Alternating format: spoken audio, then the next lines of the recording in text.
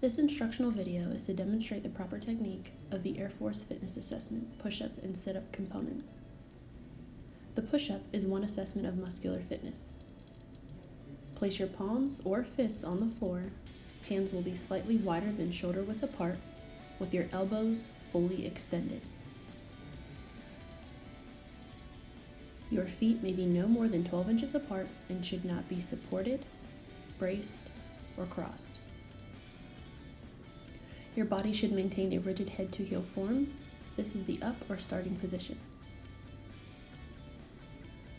Begin by lowering your body to the ground until your upper arms are at least parallel to the floor, elbows bent at 90 degrees. Then return to the up position, arms fully extended but not locked. This is 1 repetition.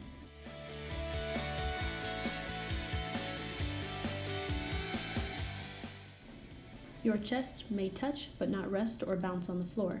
If you do not come down parallel to the floor, the push-up will not count.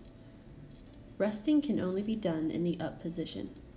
You may remove your hands or feet from the floor or bridge or bow your back, but only in the rest or up position.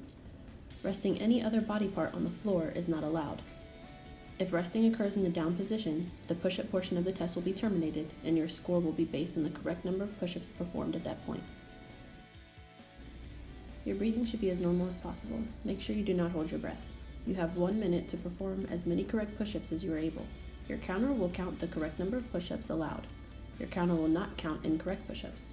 Your counter will tell you what you are doing wrong and will repeat the last number of the correct push-ups until you correct the error. The total number of correct push-ups in 1 minute is recorded as your score.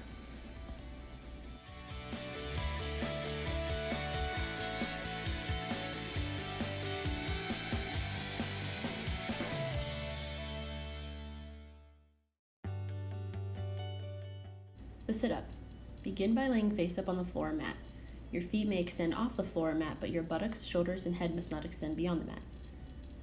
Bend your knees at 90 degrees with your feet and heels in contact with the floor at all times. Cross your arms over your chest with open hands or fingers at your shoulders or resting on your upper chest. This is the starting position.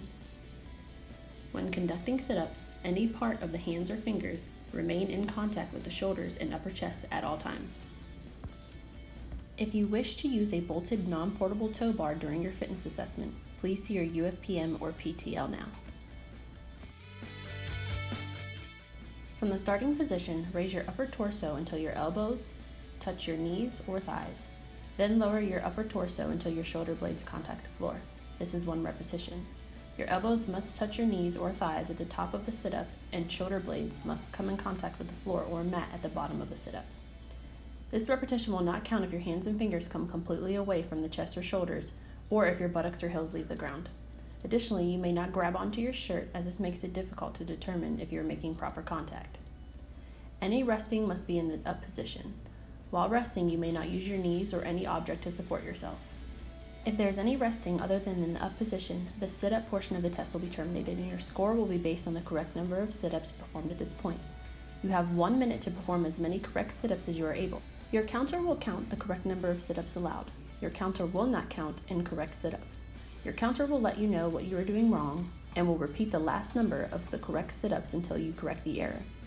The total number of the correct sit-ups in 1 minute is recorded as your score.